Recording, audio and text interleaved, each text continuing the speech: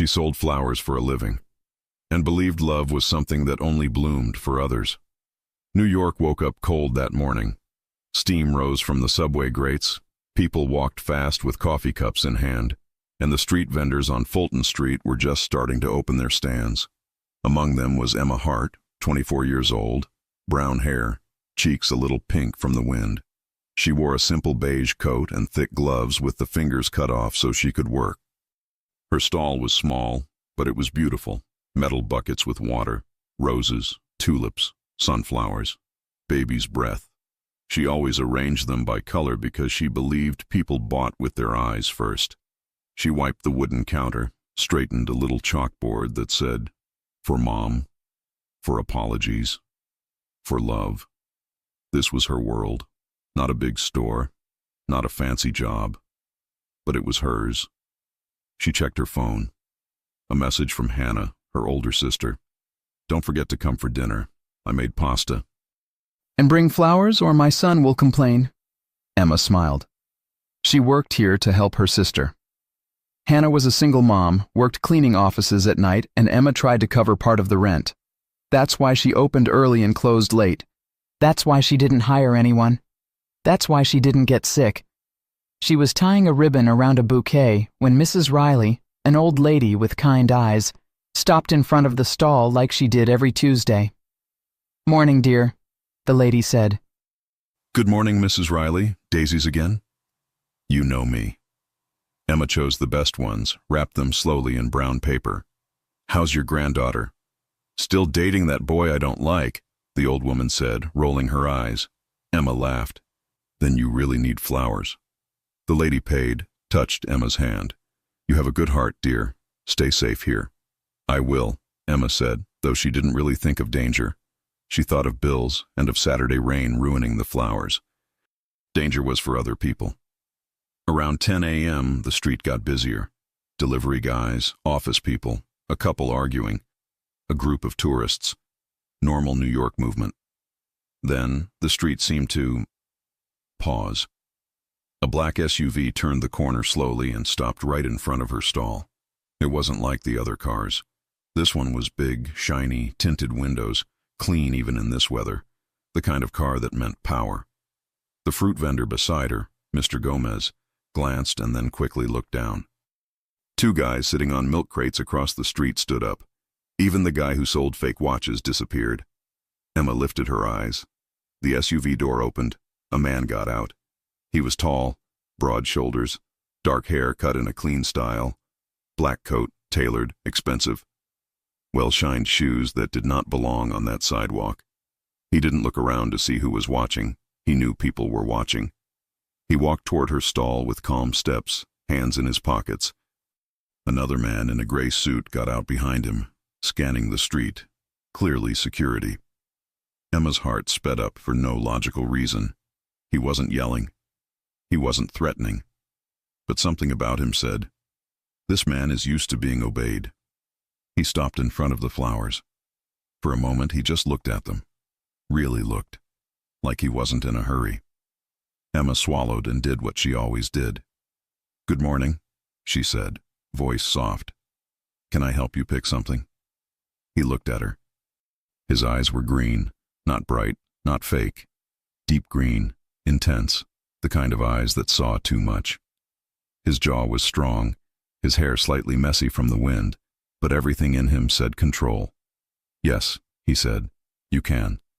She picked up a bouquet. "These are fresh. They opened this morning. If it's for a gift, I can—" "It is," he said, "but not in the way you think." She blinked. "Oh, is it for an apology? I can put white lilies with—" He cut her off, not rude, just decisive. "I want the flowers. And you." Silence. The street was loud, but she didn't hear it. The world narrowed to her, him and the bucket of roses between them. Her mouth parted in surprise. "I'm sorry?" He didn't repeat. He just watched her reaction like he was testing her. Other women might giggle, others might flirt. Emma laughed nervously. "I don't think I'm for sale," she said. That made his lips curve. "No," he said low. "You're not." He reached into his coat and placed a black credit card on the counter. For all of them, he said. She stared at him. All of them? You heard me. Sir, that's too much. I can't sell you everything. I have regulars and... Then order more, he said simply. He didn't even look at the machine when she totaled it. He just typed his PIN and waited. Name for the order? She asked out of habit. Lorenzo, he said. She typed it, eyes widening a little when she saw the last name appear on the receipt. Moretti, Italian, rich, important. Something in her memory clicked. She'd heard that surname on the news. Not often, not in detail, but enough to know it wasn't a regular businessman. The man in the gray suit stepped closer. Boss, we're late. Boss. Emma pretended not to hear, but her heart did. Lorenzo looked around the street as if checking if someone was watching him with her. Then he lowered his voice. You work here alone? Yes. That's not safe. This neighborhood is fine, she said, trying to sound confident. I've been here for 2 years. He studied her. Not the flowers, not the stall. Her. He noticed the cheap gloves, the little crack in her phone, the tiredness under her eyes. He noticed the way she smiled even when she was nervous. You shouldn't stay late, he said. I have to. I close after dark. Then close earlier. She raised her brows. Are you ordering me to? He shrugged lightly. I'm suggesting. Well, she said, lifting her chin, you may buy all my flowers, but you don't own my stall. He liked that. It showed in his eyes. Not yet, he said, almost amused. She blinked again. Excuse me. Nothing, he said. Just keep the doors locked, and if someone bothers you. He took a black card from his wallet, a different one. No name, just a number. Call this. She stared at the card. What are you, some kind of businessman? The man in the gray suit hid a smile. Lorenzo didn't. He leaned slightly over the counter so only she would hear. I'm someone people don't say no to, he said. But for some reason, I don't mind when you do. And with that, he turned and walked back to the SUV. He didn't rush. He didn't look back to see if she was watching. Of course she was. When the car drove away, Emma stood there, holding the card, heart pounding, trying to understand what had just happened. Mr. Gomez appeared beside her.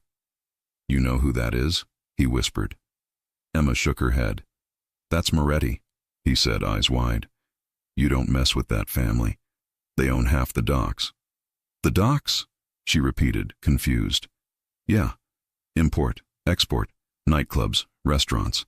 People say, more. He lowered his voice. Better stay away, Emma. Stay away. She wanted to. But that afternoon, she kept looking up, expecting to see the black SUV again. It didn't come. She closed late that night. The sky was dark, the streetlights buzzing, cold wind pushing against her coat. She was counting the last bills when 2 men came from the side alley. Hey, sweetheart, one of them said. He wore a beanie and a dirty jacket. You done for the day? Yes, Emma said, wary. We're closed. Yeah, we saw. The other one had a scar across his eyebrow. This is your stand? It is, and I already paid the... This is a different payment, the first one said, stepping closer. This block is under protection now. You want to keep selling, you pay. She straightened. I don't need protection. He laughed. Everybody needs protection. Emma's hands shook. How much? 100 a week. 100? She repeated. That's too much. Then maybe something else, the man said, eyes dropping to her face, then lower. Emma took a step back. No. He grabbed her wrist. Listen, we're being nice here. A car door slammed. All 3 of them turned. The same black SUV was parked across the street. No headlights. No sound. Lorenzo Moretti was standing beside it. He didn't shout. He didn't run. He just walked toward them with a steady, deadly calm, coat moving in the wind, eyes fixed on the man holding Emma. Let her go, he said. The man dropped her wrist like it was on fire. Mr. Moretti, the other one stammered. We didn't know she was... She is now, Lorenzo said.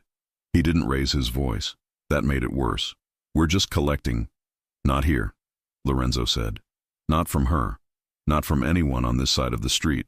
You want to work? You talk to me first. The men nodded quickly, backing up. Yes, sir. Sorry, sir.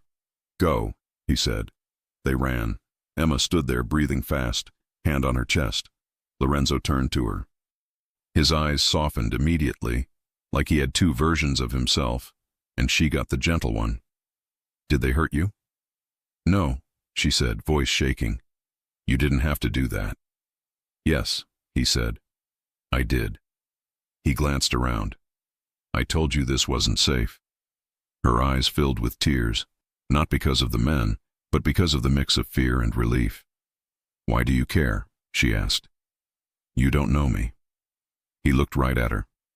Sometimes, he said, you see something clean in a dirty city, and you don't let anyone touch it. She stared at him, not knowing what to say. He was a mafia boss. She knew it now. She saw how those men feared him.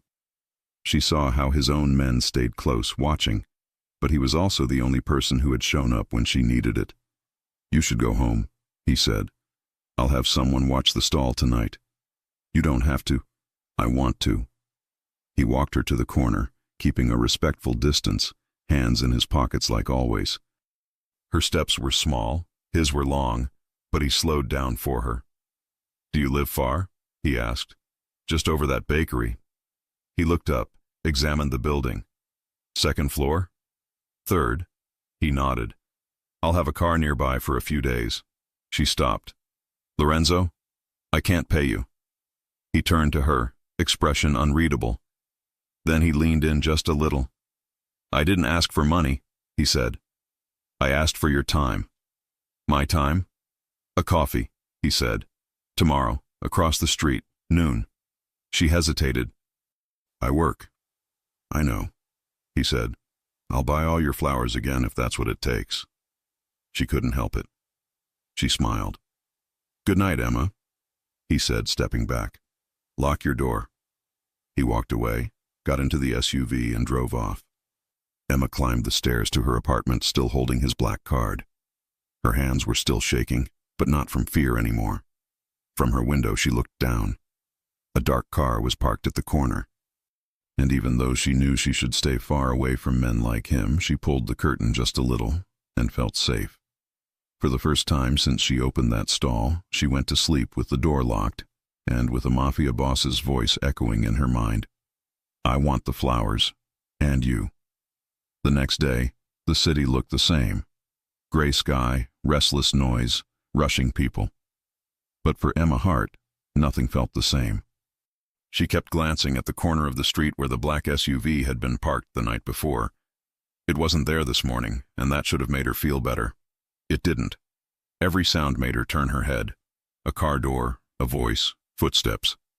Her heart still remembered that man's voice. Sometimes you see something clean in a dirty city, and you don't let anyone touch it. She hated that it replayed in her mind. She hated that part of her wanted to see him again. By 11, business picked up. She was busy wrapping roses for a young man buying flowers for his girlfriend when it happened. That same quiet shift in the air. The voices around her dimmed just a little. The rhythm of the market slowed. She didn't even have to look up. He was there. Lorenzo Moretti. He stood across the street, coat open, tie slightly loose, watching her stall like he owned the ground beneath his feet. His driver waited by the SUV, but Lorenzo walked over alone. Emma's stomach tightened. She told herself to stay calm, to act normal, but the second their eyes met, her breath caught. You didn't call, he said, stopping in front of her. I didn't need to, she replied, tying a ribbon around the bouquet. He tilted his head, amused. 2 men grabbed your arm last night. That's fine to you? I'm still standing. That's not the point, he said softly. You shouldn't have been alone. I've been alone my whole life, Mr. Moretti. I'm used to it. Call me Lorenzo. I'd rather not, she said quickly. It sounds dangerous. His smile was small, but real. It is. She handed the bouquet to the young man, who paid quickly and left, glancing nervously at Lorenzo as he passed. Emma looked back at him. "You scared him." "Good," he said. "Men should be a little scared around you." She frowned. "That's a strange thing to say." He didn't explain. He stepped closer instead, scanning the stall like he was checking for threats. "Do you have cameras here?" "Cameras? No. Why would I?" "Because you should," he interrupted. "Last night wasn't random." Emma crossed her arms. "What's that supposed to mean?" "It means someone sent them." Her heart skipped. "You think they knew about you? About me?" "I think I've made enemies," he said. "And some of them like to test boundaries." She stared at him, unsure whether to feel protected or terrified. "And now I'm a boundary?" His voice dropped. "You're something they noticed because I noticed you." She looked away, uneasy. "You should stop then." "I can't." He said it so simply that she didn't know what to answer. When she didn't speak, he added, "You don't have to be afraid of me." "I'm not afraid," she said, though her pulse betrayed her. "Just confused." He leaned on the counter, close enough for her to see the light stubble on his jaw, the tiny scar near his eyebrow. "Confused about what?" "About what you want from me." He met her eyes for a long, quiet moment. "Coffee." Emma blinked. "What?" "You owe me one," he said, straight-faced. "I bought all your flowers." She laughed, shaking her head. "You didn't have to do that." "I know," he said, "but I wanted to." He glanced at his watch. "You have a break soon?" "I don't take breaks." "You do now." "Are you always like this?" she asked, half smiling. "Just decide things for people?" "Only when I'm right," he said, and before she could argue, he nodded toward the cafe across the street. 10 minutes. Then he walked off. Emma stood there, staring after him, completely unsure why her hands were shaking. Mr. Gomez from the fruit stand leaned toward her. "You're really going with him?" "I'm not," she said quickly. "Good," he said, "because people who go with him don't usually—" "Don't finish that sentence," she said, cutting him off. But inside, she wondered what he meant.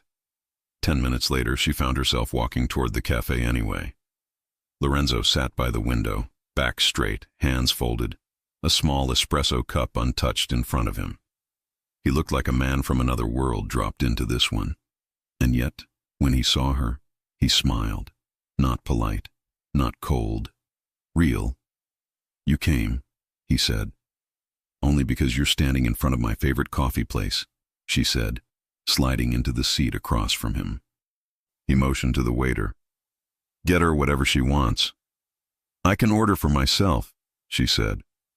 "I know," he replied, "but it sounds better when I say it."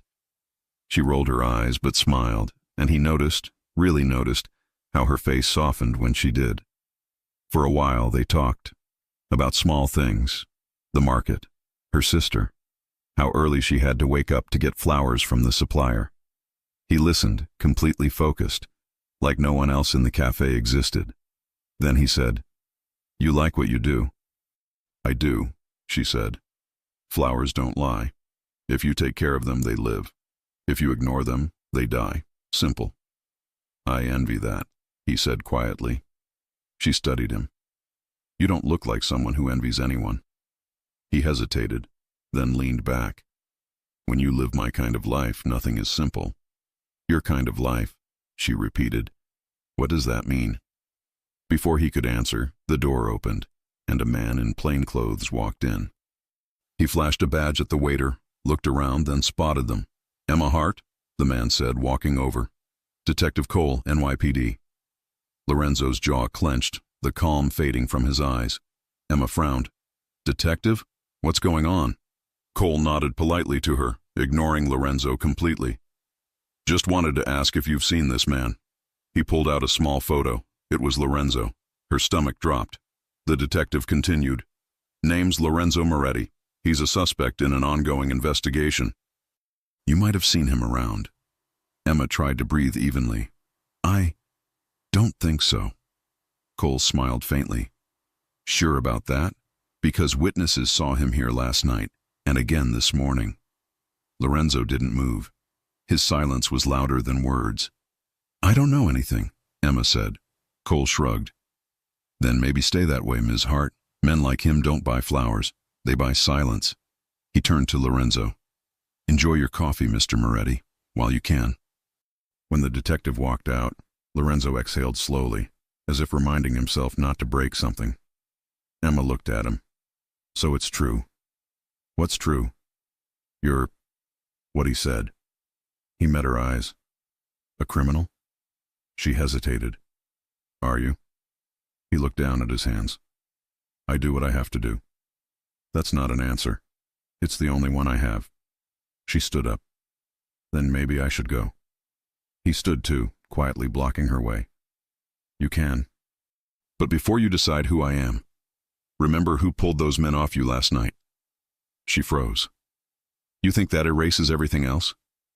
"No," he said softly. "It doesn't erase anything. But it means you're safer with me than without me." "I don't want to need your protection," she said. "Then don't call it that," he said. "Call it my problem." She stared at him, torn between fear and something she didn't want to name. "Why are you doing this?" she asked. He hesitated.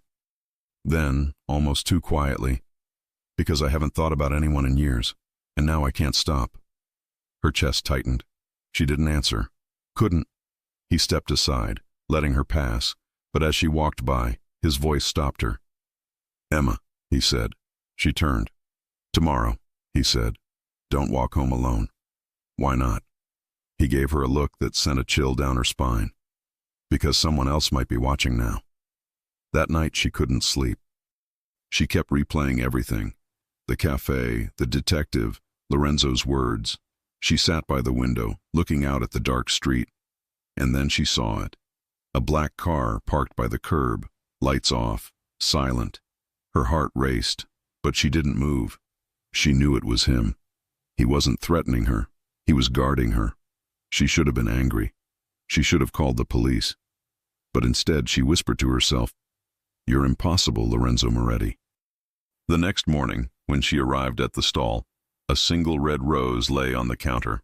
No note, no name, just one perfect flower. Emma looked around. The street was empty, but somewhere nearby, she knew he was watching, and deep down, she didn't want him to stop. Emma hadn't planned on seeing him again so soon. After the detective showed up at the cafe, her mind kept telling her the smart thing was to stay away. Stay with flowers. Stay with simple people. Stay with the life you can explain. But life doesn't always listen to what the mind says. 2 days passed. Lorenzo didn't come to the stall. No black SUV, no rose on the counter, no message. At first, she felt relieved. Then, she felt something else. She wouldn't call it missing him. That would be too much. It was just silence. A strange silence on the street, like something important wasn't there. On the third day, right before closing, a man in a dark suit approached. Not Lorenzo, but clearly one of his. "Miss Hart?" he asked politely. "Yes?" "Mr. Moretti asked if you could deliver an arrangement tonight." "Tonight?" she repeated. "I don't do night deliveries." "I'll drive you," the man said. "You'll be safe." Emma hesitated. "Where to?" "The Moretti," he said, like it was obvious. She blinked. The restaurant. Everyone in New York had heard of it. An Italian place that was impossible to get into unless you had money or power. Now she knew why. The man nodded. "He wants flowers on the private floor." Emma looked back at her stall, at the buckets of unsold flowers, at the fading sun. Extra money would help. Hannah needed diapers for her son. Rent was coming. And the truth was, she wanted to see him. "Okay," she said finally. "I'll go." The car took her from the market to downtown in less than 20 minutes. The city lights glowed against the glass, and Emma watched the people outside, wondering how many of them knew that in this same city, in this same night, Mafia bosses had dinner like regular people. When the car stopped, she stared up at the building. The Moretti. Tall, elegant, black glass, warm light at the entrance, Two men at the door. Not a tourist place. Not a place you just walked into. The driver opened her door. "This way, Miss Hart." Inside, the restaurant was beautiful. Dark wood, soft music, wine bottles displayed behind glass, people in good clothes talking in low voices. It smelled like garlic, basil, and money. Heads turned when she walked in. Not because she was dressed fancy. She wasn't. But because she didn't belong. She wore jeans, boots, a clean blouse, hair down. No makeup except a little gloss. She carried a box of flowers in her arms. The hostess nodded and said, "Top floor." "He's waiting." "He's waiting." She took the elevator up, her heart louder with each floor. When the doors opened, she entered another world. The top floor wasn't a dining room. It was private. Sofas, a bar, big windows with a view of the city. Two men stood near the door, armed but relaxed. And near the window, in a black shirt with the sleeves rolled up, was Lorenzo Moretti. He was talking to another man, but when he saw her, he stopped mid-sentence. "Emma?" he said, and the way he said her name made the other man turn to look too. "Hi," she said, suddenly feeling shy. "You ordered flowers?" He smiled. "I ordered you." She made a face. "That sounds wrong." He chuckled, actually chuckled, and the two men near the door exchanged a look like they'd just seen snow in summer. "Come in," Lorenzo said, walking toward her. "Let me see what you brought." She opened the box. White lilies, blush roses, eucalyptus. "You remembered," he said. "Remembered what?" "That first day you said flowers can make people happy," he said. "These look like peace." She blinked. "You remember everything I say?" "When I listen, I listen." He took the arrangement from her carefully, like it mattered, because it came from her. He placed it on a table near the window. Only then did she realize the other man was still there. Dark hair, sharp eyes, Italian too, but colder. "This her?" the man asked. Lorenzo's eyes hardened instantly. "That's enough, Bianchi." Emma froze. Bianchi. She remembered that name from the news too. Different family, not his. Bianchi gave her a smile that wasn't friendly. "Pretty florist. You always had good taste, Lorenzo." Lorenzo stepped between them without even thinking about it. "You don't look at her, you don't talk to her, you don't even remember her face." Bianchi lifted his hands. "Relax. I came to talk business, not steal your decoration." "Decoration." Emma almost said something, but Lorenzo beat her to it. "She's not decoration," he said, voice low. "She's under my protection." That sentence hung in the air. Bianchi looked amused. "Oh, so that rumor was true." "What rumor?" Emma asked before she could stop herself. Bianchi's eyes flicked to her. "That the great Lorenzo Moretti stopped his car. For a flower girl." Lorenzo's jaw clenched. "We're done here." Bianchi laughed, walked toward the elevator. "Careful, amico. Enemies look for soft spots." He left. Emma turned to Lorenzo. "Who was that?" "No one you need to worry about," he said. "That's not an answer." He looked at her, really looked, weighing how much to tell. "Riccardo Bianchi," he said at last. "Old family, loves chaos, likes to poke at things that aren't his. And I was, what, a thing to poke?" "You were a message," he said. "He wanted me to know he saw you." Emma's stomach dropped. "So because you helped me, I'm in danger?" "You were in danger because men like him don't respect boundaries," Lorenzo said. "I do." She stared at him, that mix of fear and attraction returning. "You should have stayed away." "I tried," he said simply. "Didn't work." He motioned to the bar. "You want something to drink?" "I don't drink," she said. "Water, then." He poured her a glass himself, not the staff, not one of his men. Him. It was a small thing, but it told her something. He wasn't playing with her. He wanted her comfortable here. She took the glass. "This is your world?" "One of them. It's a lot." "It is," he said. "That's why I didn't bring you before." "Why did you bring me now?" He stepped closer. so close she had to tilt her head to look at him. Because I wanted you to see it before someone else showed it to you the wrong way, he said. I don't want you to hear about me in a cop's office. I want you to hear it from me. She swallowed. Okay, then tell me. He took a breath, eyes never leaving hers. I run things, he said. Clubs, shipping, security. Some of it is clean, some of it isn't. I have men who follow me. I have enemies who want what I have. I've done things I'm not proud of, and some I'd do again. People fear me. He paused. But I don't want you to, he added, softer.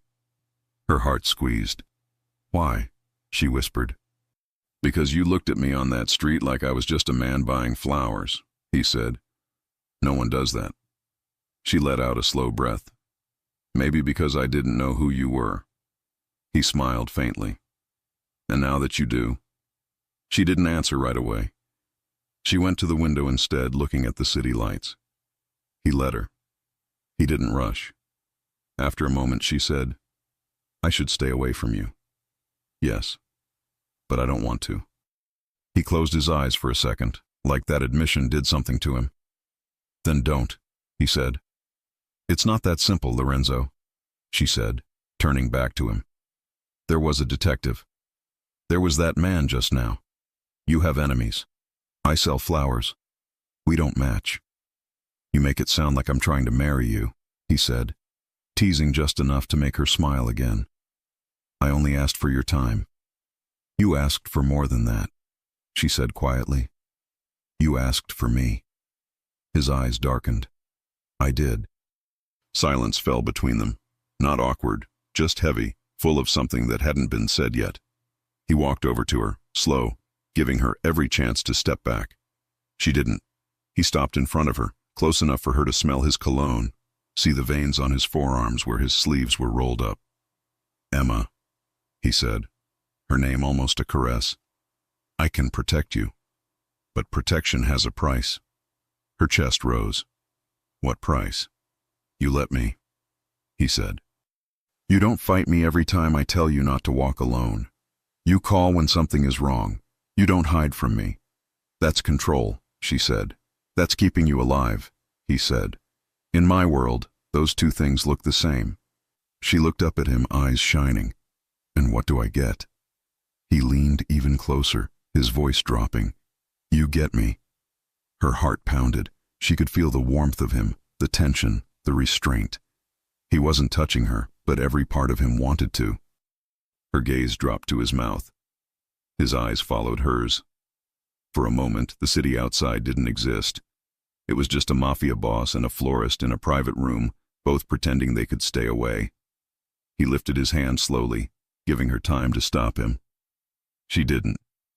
He touched her cheek, thumb brushing her skin, gentle for a man like him. Emma's breath hitched. You're shaking, he murmured. I'm not used to this, she whispered. To what? To a man like you looking at me like that. How am I looking at you? Like I'm special. His gaze softened. You are. That was almost the moment. Almost the kiss. Almost the point where she would have let herself fall. But the elevator dinged. Lorenzo pulled his hand back immediately, jaw hardening, eyes going cold again. The switch was instant. Vince, the right-hand man, stepped out. Boss, we've got something. Lorenzo didn't take his eyes off Emma. What? The guys who tried to tax the market? They belonged to Bianchi's people. He's pushing in. Lorenzo cursed under his breath in Italian. Emma's stomach twisted. So I really am in the middle of this. You are, Lorenzo said, honest as always. But I put you there, so I'll take you out. How? She asked. He looked at Vince. From tonight on, 2 men stay on her block.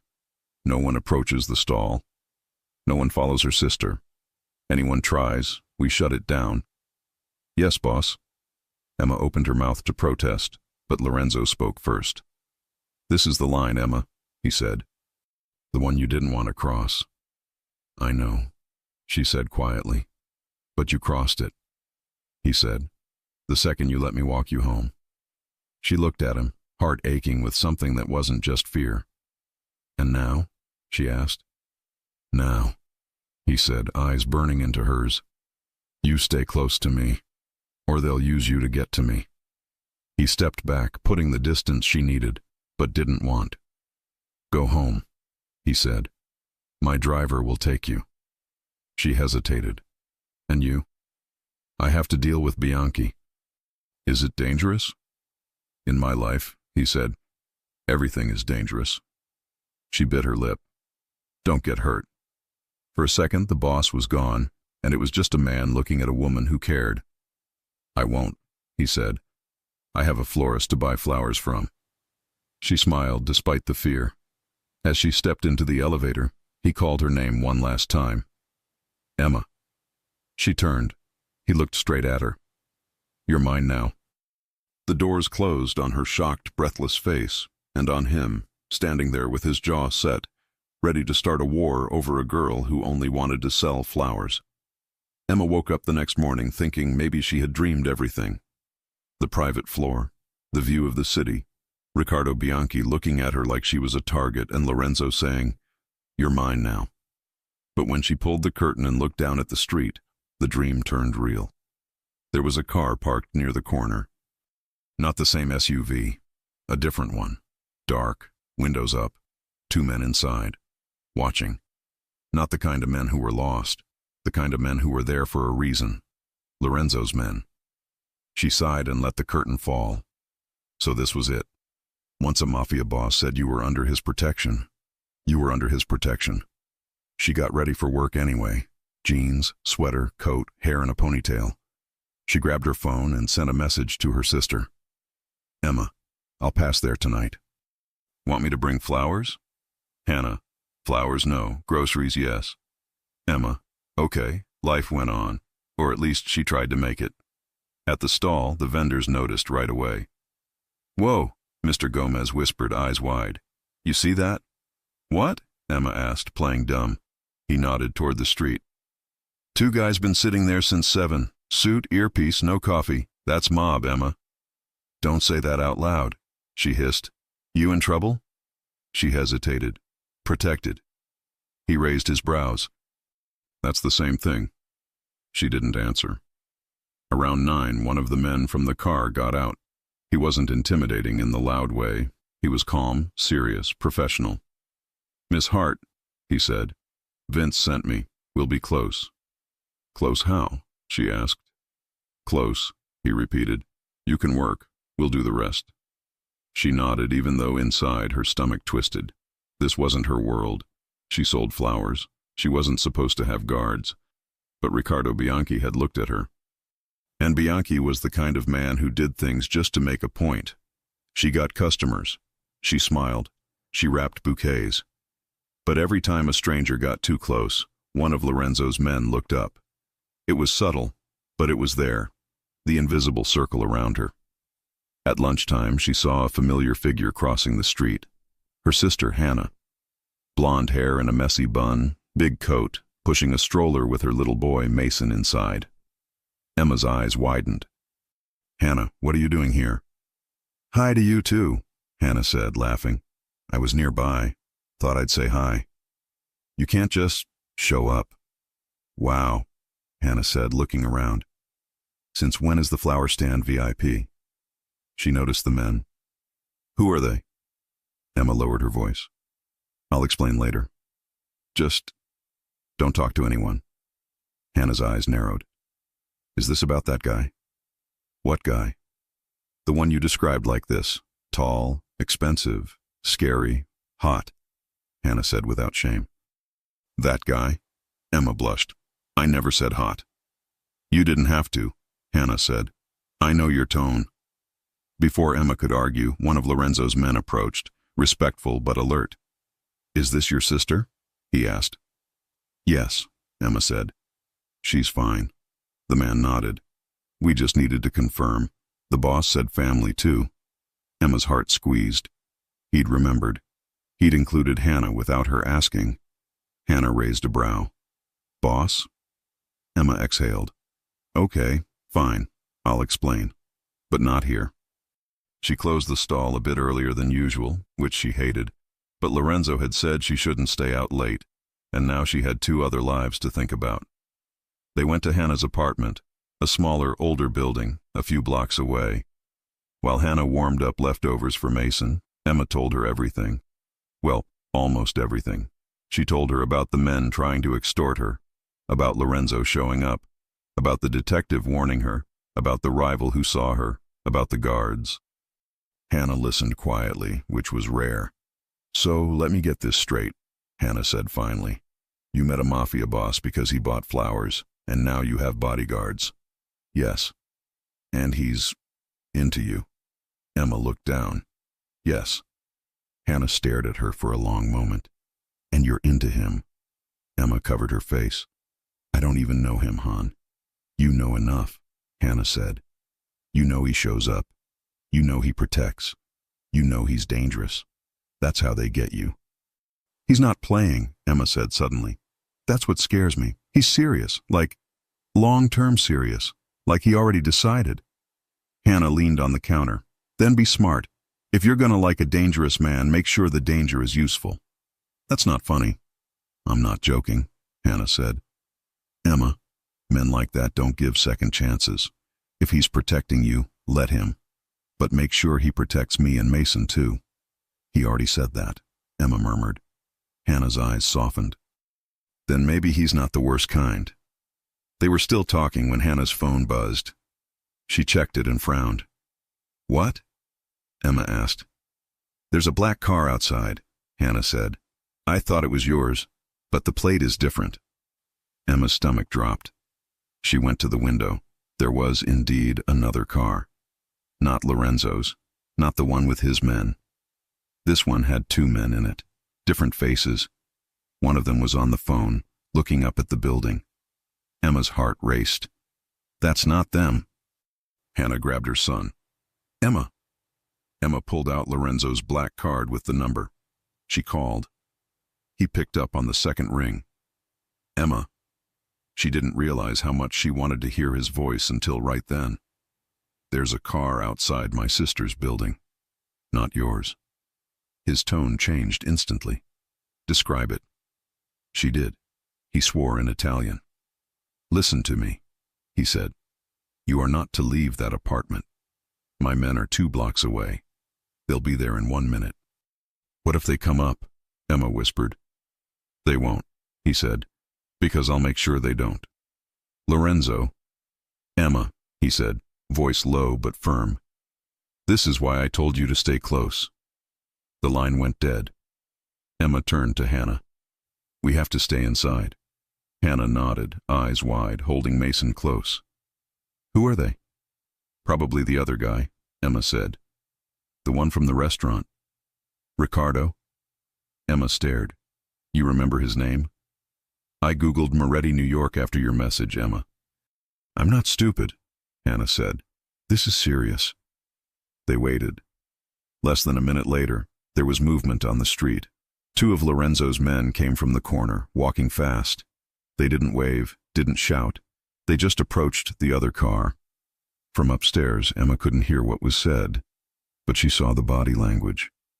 The men in the strange car didn't like being told to leave. One of them gestured at the building like he had a right to be there. One of Lorenzo's men showed a gun. Not pointed, just shown. The strange car left. Emma finally breathed. 2 minutes later, her phone rang again. "Are you okay?" Lorenzo asked. "Yes," Emma said. They left. "You're not staying there tonight." "What?" "You heard me," he said. "Pack what you need. I'm sending a car. You and your sister and the boy. You're moving to a safe place." "Lorenzo, she has a life." "Not anymore," he said. "Not until I finish this." "Finish what?" "Bianchi," he said. "He wants to use you. He thinks I'll back off if he gets too close. He's wrong." She paced the living room. "We can't just move. We have jobs. We have—" "Emma," he said. And now his voice was not the boss voice. It was the man voice. "I almost lost you over a flower stand. I'm not risking you in an old building with a broken entry door." She clenched her jaw. "You can't just take over my life." "I already did," he said quietly. "And you let me." That shut her up. He softened his tone. It won't be forever. Just until this calms down. I'll put you somewhere my men can watch. Where? A condo I use, he said. Riverview, good security, you'll like it. I don't need to like it, she muttered. I just need to be safe. He exhaled. Exactly. That night, a different SUV picked them up. Hannah didn't complain, especially when she saw the inside of the car. Damn, she whispered. Okay, if you're gonna date a mafia boss, at least he has taste. I'm not dating him, Emma said automatically. Hannah grinned. Sure. The condo was in a better part of the city. Modern building, doorman, cameras, private elevator. The apartment itself was simple but elegant. Big windows looking out over the water, neutral colors, clearly a place Lorenzo used to meet, to work, to stay away from people. Now it was theirs. Emma walked to the window. You really had all this ready? The man who brought them, Vince, nodded. Boss plans things ahead. Does he do this a lot? She asked. Hide women? Vince almost smiled. No, this is new. Something warm bloomed in her chest. Hannah took Mason to the room. Vince briefed Emma on the security. Door stays locked. We're downstairs 24/7. You call this number if you see anything. Boss will probably come by later. Tonight? Vince nodded. He's angry. Because of me? Because they got too close to you, Vince said. He doesn't like his weaknesses exposed. Emma looked at him. Am I a weakness? Vince looked uncomfortable. For him? Yeah. When he left, the apartment got quiet. City lights blinked through the glass. Hannah put Mason to sleep and came back to the living room with a blanket. He really moved us, she said, almost impressed. This is some movie stuff. It's not a movie, Emma said. It's real. That man outside could have taken you. But he didn't, Hannah said. Because your mafia boss has bigger guns. Hannah. What? Hannah laughed softly. Stop pretending you don't like it. You like that he shows up. You like that he protects. You like that he chose you. Emma looked down. I didn't ask to be chosen. Sometimes we don't get chosen when we ask, Hannah said gently. Sometimes we get chosen when we need. Before Emma could answer, there was a knock on the door. It wasn't loud, it wasn't rushed, but she knew who it was. She opened.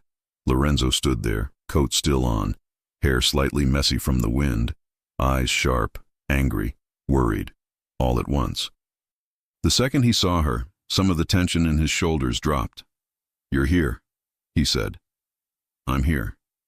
He stepped inside, scanned the apartment like a man checking a perimeter. He nodded to Hannah. Thank you for letting us stay, Hannah said. You're Emma's family, he said. So you're mine too. That made Hannah blink. She mouthed to Emma, marry him, and disappeared into the bedroom. Emma folded her arms. You can't just relocate people's lives. I can, and I did, he said. Because a man who wants to hurt me was parked outside your sister's building. You think he was going to take me? I think he wanted to see how close he could get, Lorenzo said. Next time he'd get closer. Emma swallowed. I don't like this.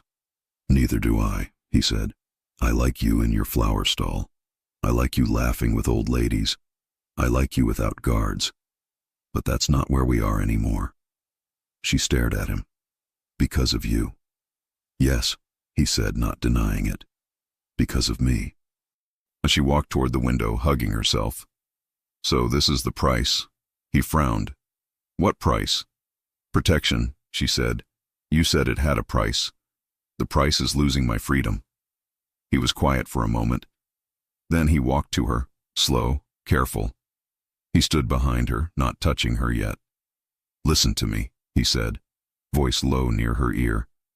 If I didn't care, I would have just sent men to scare those guys. I wouldn't move you. I wouldn't come here. I wouldn't look like this. She turned. Like what? He met her eyes. Like a man who suddenly has something to lose, he said.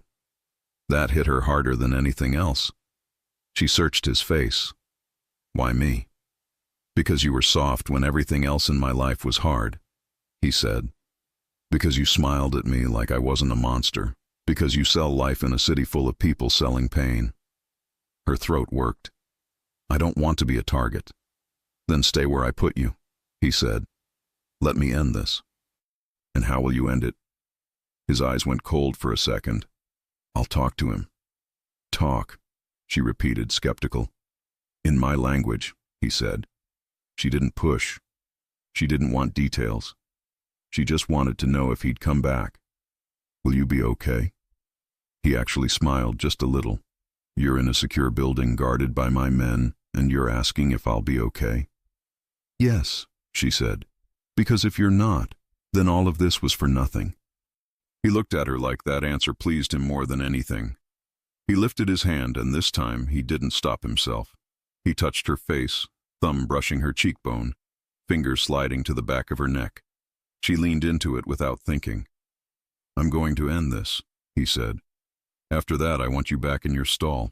I want you laughing. I want you where I found you. And you? She whispered. I'll be where you are, he said. That's the problem. She almost laughed, almost cried. You make everything complicated. No, he said. My world makes it complicated. You make it worth it. Their faces were close now, closer than they had been at the restaurant. The city lights made his eyes look greener. Her breath hitched. His hand slid to her jaw. This time, no elevator interrupted. He leaned in and kissed her, not rushed, not possessive, not boss-like, warm, focused, like he'd been thinking about it since the day on the sidewalk. She kissed him back, hands on his chest, feeling the steady, solid strength of him. He tasted like coffee and mint. He smelled like cold air and cologne. He kissed her like he'd waited, like he was relieved she wasn't pulling away. When he finally pulled back, he rested his forehead on hers. That, he said, is also part of the price. She laughed softly, breathless. I think I can pay that. His phone buzzed. The mood changed. He looked at the screen, jaw tightening. Vince? Emma watched his face as he listened. It got harder, sharper. Where? He asked. Pause. He followed the sister before we got there? Lorenzo's eyes darkened. So he was testing the kid too. Emma's blood ran cold. What? Lorenzo held up a hand to calm her. No, she's fine. They didn't touch her, but he sent a message. He ended the call. What message? Emma asked, heart racing. Lorenzo looked at her, and for the first time she saw real anger. Not irritation, not annoyance. Fury. He wanted me to know he can reach what I love, he said. She stared at him. What you love? He didn't correct it. He grabbed his coat. Where are you going? She asked. He kissed her forehead, fast, protective, to make sure he never tries again. Lorenzo. He looked at her one last time. Stay here. Don't open the door for anyone but my men. I'll send word. Then he left. The door shut behind him. Emma stood there in the quiet apartment, lips still tingling from his kiss, heart pounding with fear and something bigger. He was going to war because of her. And now, there was only one question left hanging in the air. How far will a Mafia boss go to protect the florist he said was his? The night Lorenzo left, Emma barely slept.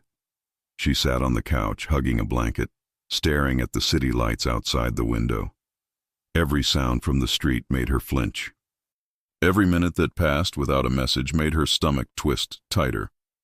Hannah tried to calm her, but she knew it was useless. You can't calm a woman whose heart is somewhere dangerous. At 3 a.m, Emma saw headlights flash across the wall, an SUV pulling up outside. She ran to the window. For one horrible second, she thought it was someone else. Then she saw him step out. Lorenzo. Alive. She didn't realize she was crying until he walked in and saw her. He looked exhausted, his shirt stained, a cut on his cheek, knuckles scraped, coat hanging open. But his eyes found her first, and when they did, they softened in that way that made her forget to breathe. Are you hurt? She asked, voice shaking. No, he said. Not like that. She took a step closer. Then what? It's done, he said. He won't touch you again. What did you do? She whispered. He hesitated, then said quietly, I handled it. She didn't ask how. She didn't want to know. All she knew was that the man standing in front of her looked like someone who had just walked through fire for her. She reached up, touching his face gently where it was bruised. Lorenzo.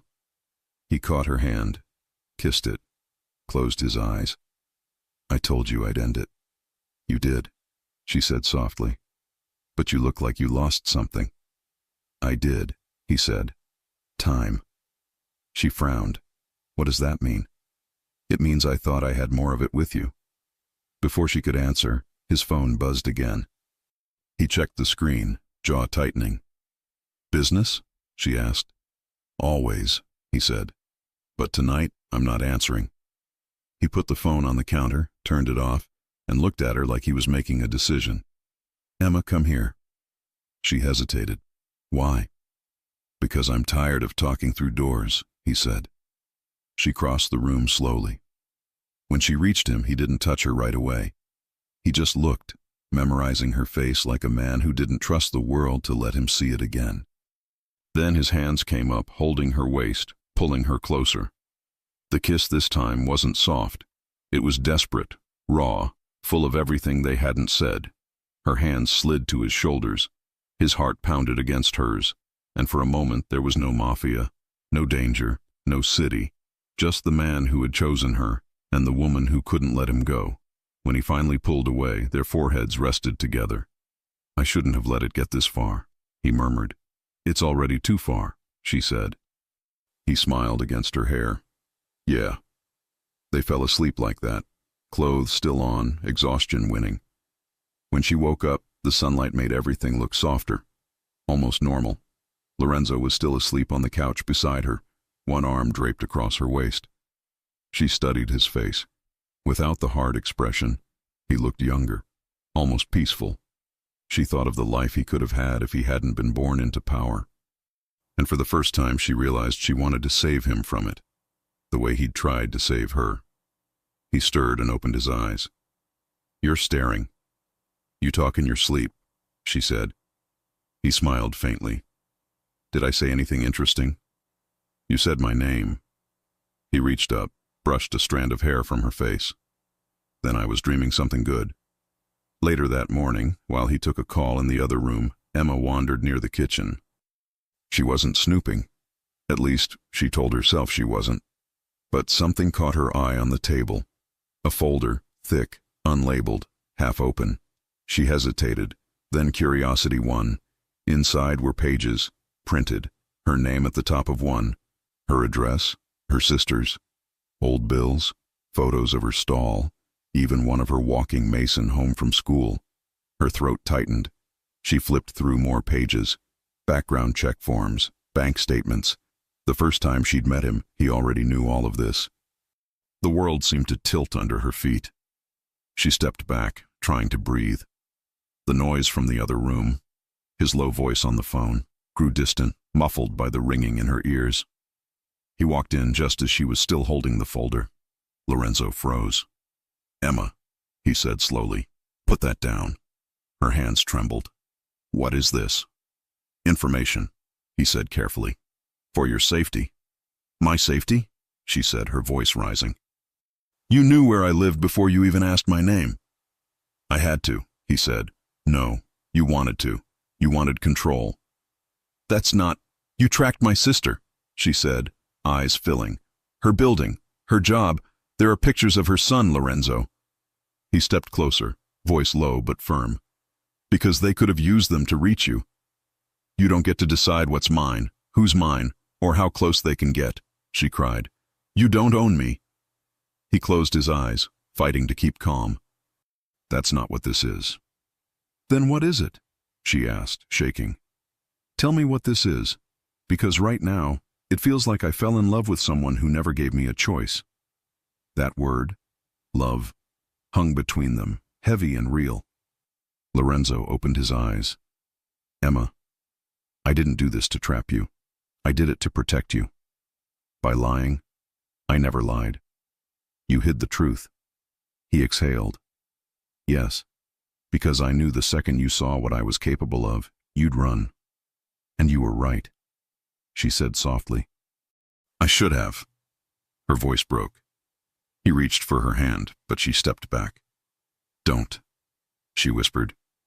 Just don't. He froze, every part of him wanting to go after her but knowing he shouldn't. Emma, he said quietly, you're angry because I didn't trust you, but you're safe because I didn't trust anyone. Safe? She said bitterly. I'm locked in a place I didn't choose, watched by men I don't know. My life's not mine anymore.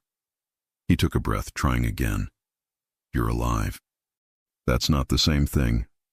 Silence. Then softly he said, I don't know how to be anything else, Emma. I don't know how to love without control. She looked at him, eyes glistening. Then maybe you shouldn't love me at all. Those words hit harder than any bullet ever could. He stepped back like she'd actually struck him. For a long moment he just looked at her, the woman who had turned his world upside down. And then he nodded once. I'll give you space, he said quietly. But I'm not walking away. He turned and left the apartment. The door clicked shut. Emma stood there, breathing hard, trying not to break. That night, the place felt emptier than ever. Hannah noticed immediately. What happened? She asked. Emma didn't answer.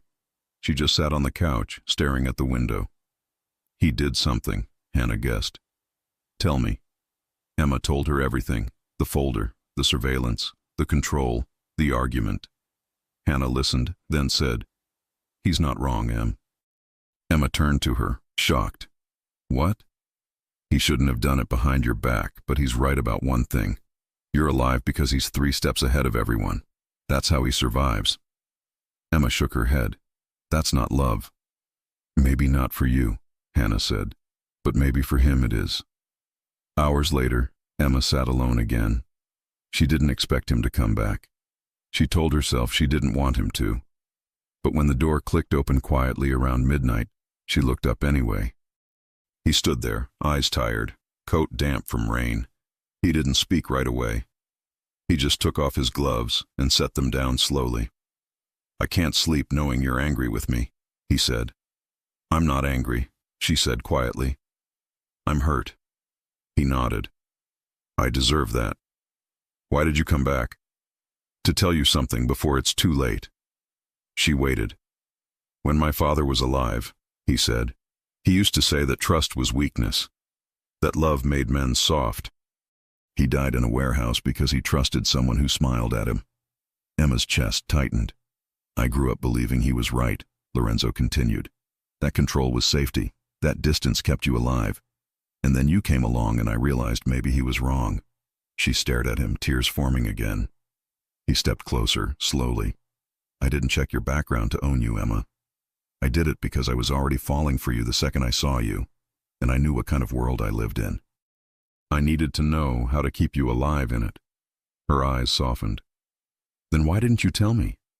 Because I didn't know how to tell you without losing you. She swallowed. You still might.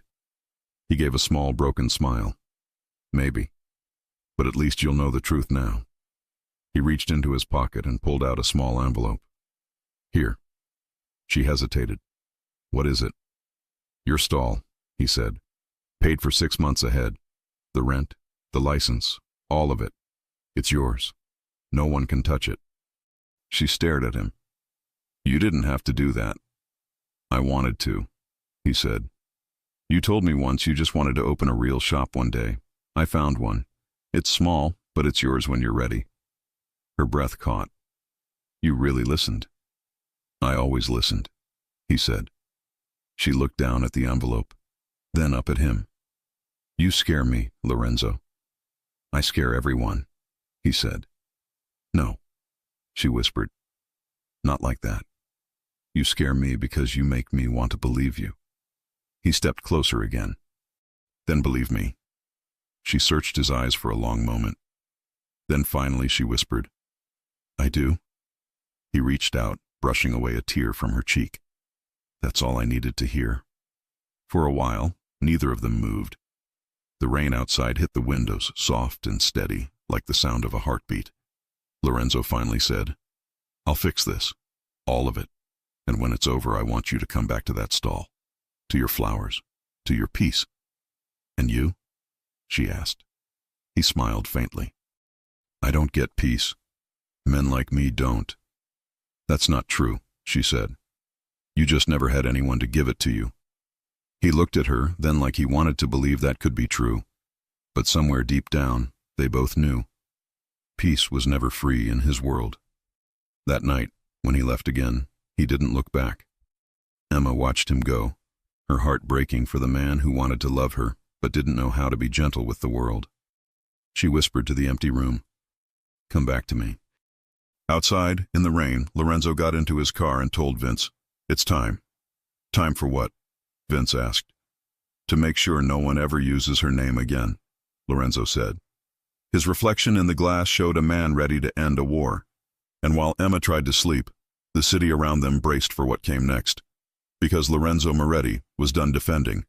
He was about to attack. The city didn't know a war was happening. On the surface, New York kept moving. Cabs, coffee, office people, tourists. But in the parts of the city that didn't show up on travel guides, people felt it. Doors staying closed, men making phone calls in Italian, cars following other cars, businesses pretending nothing was wrong.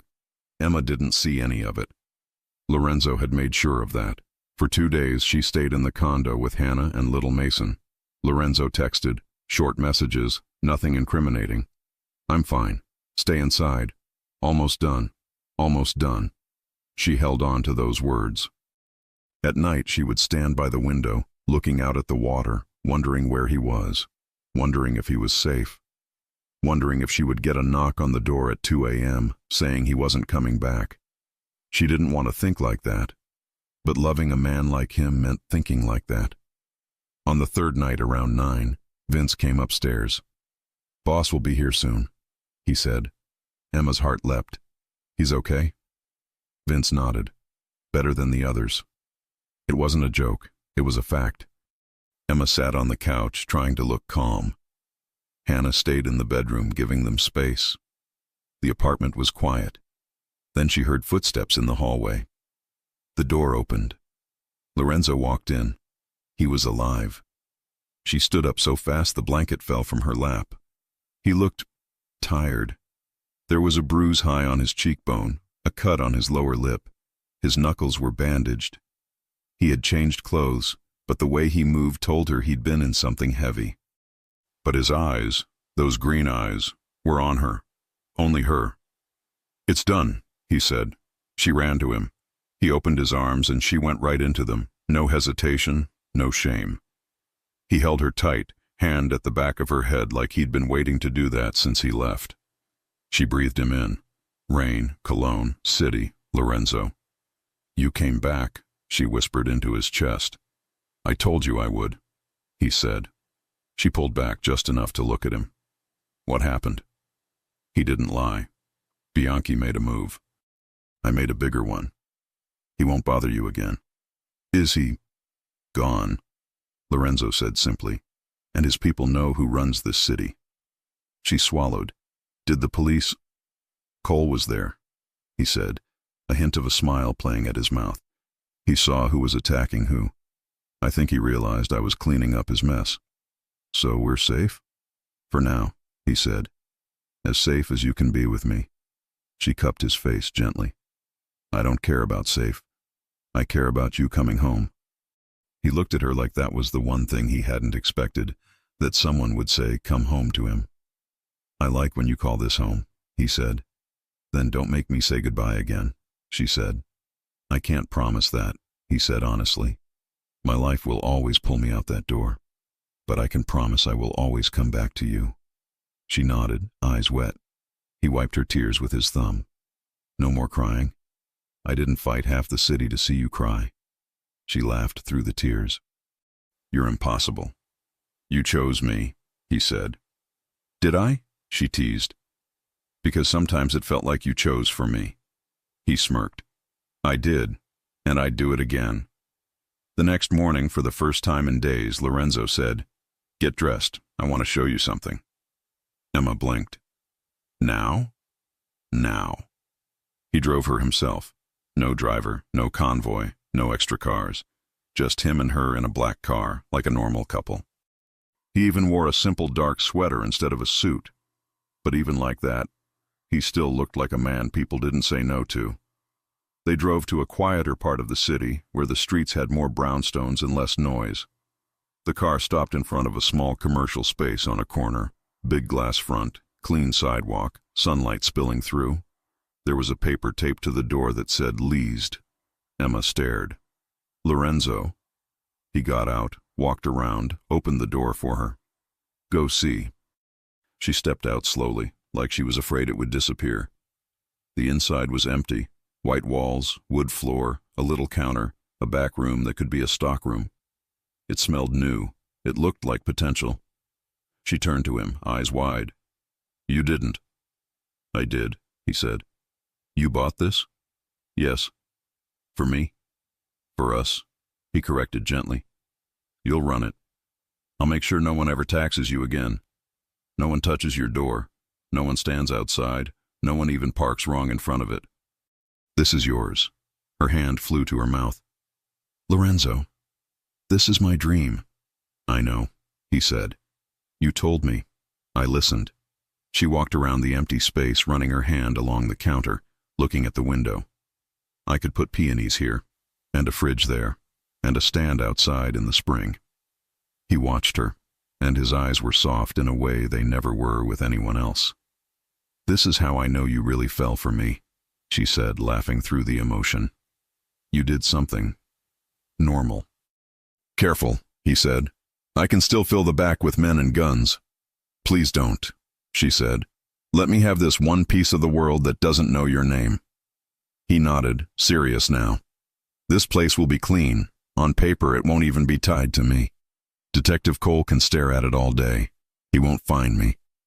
She looked at him. You thought of everything.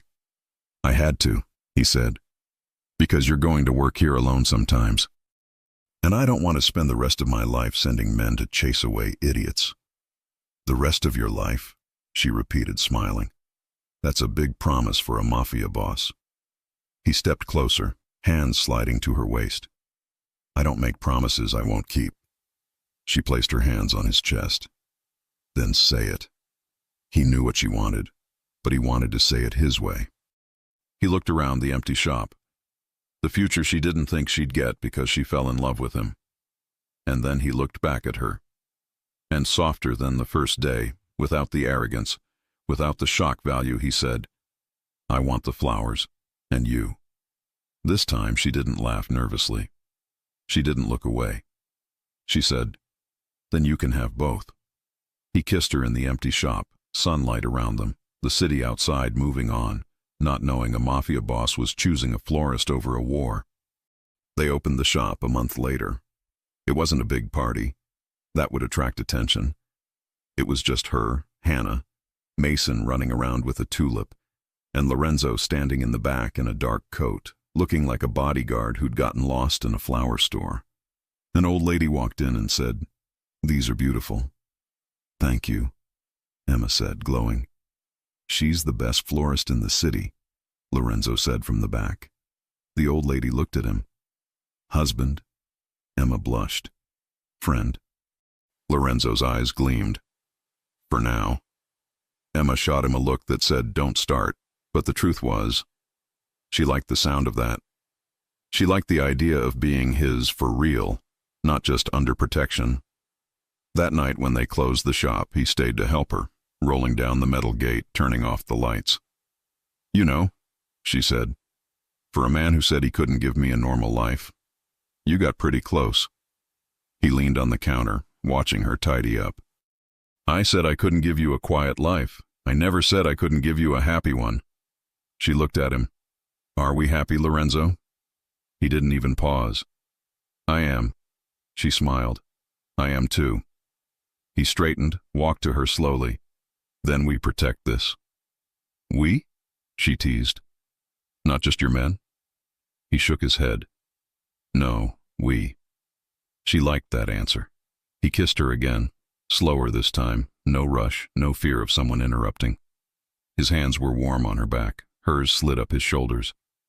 He deepened the kiss just a little, enough to remind her he wasn't a regular man in a flower shop. "Come home with me," he murmured against her lips. She chuckled. "Which one?" He smirked. "The one where I sleep." "Then yes?" Outside, across the street, a car sat idling. Not an enemy. Not Bianchi. Not the police. Just Detective Jason Cole. He watched the couple lock up the shop. He watched Lorenzo Moretti kiss the florist like a man who owned half the city and only cared about one corner of it. Cole shook his head, half amused. "Even mobsters fall, huh?" he muttered. He picked up his phone, wrote a note, and closed the case file on his lap. He wasn't going to touch this. Not today. Some things, even the law didn't break if they didn't have to. Back in the car, as Lorenzo drove her home, Emma rested her head on his shoulder. "You know this isn't over, right?" she said quietly. "Your world will always try to pull you back." He kissed her hair. "I know. And people will always test you. I know. And I'll always be the thing they use." He tightened his arm around her. "Not while I'm breathing." She smiled, eyes closing, then breathed a long time. He looked at her and, for the first time in years, allowed himself to think far. Years, not days. He could see it. The shop. The woman. Maybe a little girl running between flower buckets. Maybe Sunday dinners. Maybe a life half shadow, half sun. Not perfect, but theirs. He parked, turned off the engine, and before she could get out, he said, "Emma." She looked at him. "If I ever have to choose," he said, "between the business and you, I'll choose you." She searched his face. "That's dangerous." He nodded. "So are flowers." She laughed. "No, they're not." "They are," he said. "Yours were. They took down a Mafia boss." She kissed him again, slow and smiling. Outside, the city kept its secrets. Inside the car, a florist and a Mafia boss held on to the life they'd built in the middle of danger. And if somewhere, in another car, far away, someone was watching, planning, waiting for a chance, well, that would be another story. Because this one, the story of the pure florist and the Mafia boss who said, "I want the flowers and you," this one ended the way it was supposed to. With her in his arms, with him choosing her, with flowers and love. If you enjoy stories like this, take a moment to subscribe to the channel. That's how I'll know you truly liked it. Even if you're watching on your TV, grab a second to join this family of fans who love emotional and heartfelt stories. Your support means everything, and it helps us bring you even more tales like this one.